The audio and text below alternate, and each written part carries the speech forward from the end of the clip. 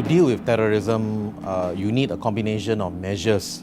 Certainly the hard measures of law enforcement, legislation to deal with terrorist financing, cutting terrorist financing, dealing with operational cells, arresting the leaders, having the ability to do that in terms of capacity, in terms of the legislative powers. That's very important. These are what I call counter-terrorist measures to deal with the real-time physical threat.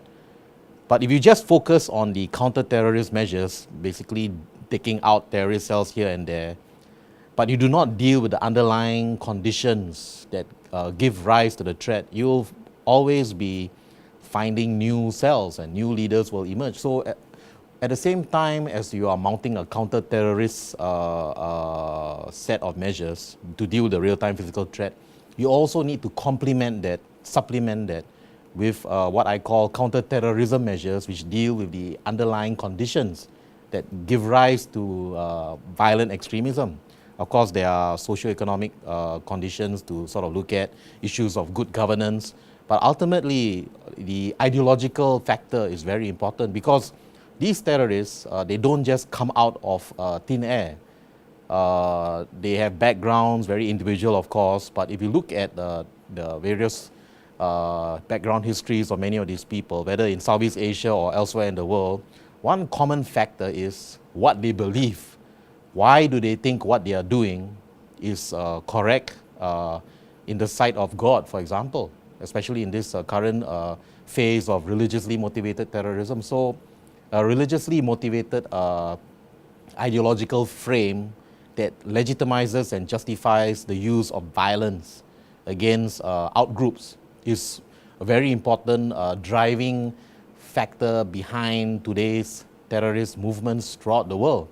So while we deal with the physical real-time threat, it is equally important to deal with the ideological frame that motivates these people to engage in acts of terrorist violence. So over the past decade or so since 9/11, a lot has been done on the counter-terrorist front in terms of capacity building, intelligence sharing, exchange of information, international cooperation, regional cooperation, certainly in Southeast Asia at the working level.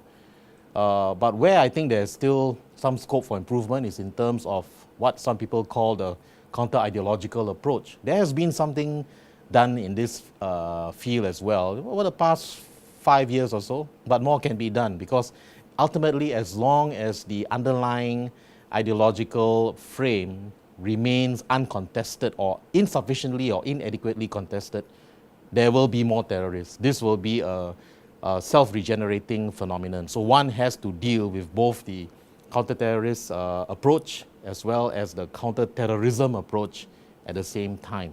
The counter-terrorism approach, which deals with the underlying conditions that give rise to violent extremism, is not something which can be done by governments. Governments can facilitate, governments can encourage, but because currently we are facing a religiously motivated wave of terrorism, the best people essentially to deal with the ideological factor are the religious scholars.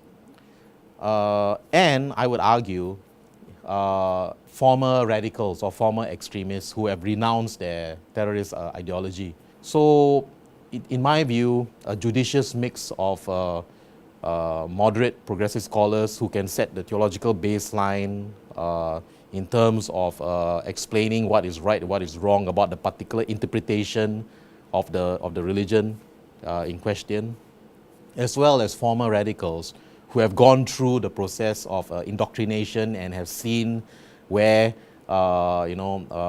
rhetoric and reality have diverged and therefore have a great deal of credibility in telling the current radicals, no, you are wrong, and my own experience tells me that if you continue in this path, you'll be in trouble just like me. So don't learn from me, don't go down this path. So you need a mix of both scholars and former radicals in a judicious way, but the scholars should take the main role.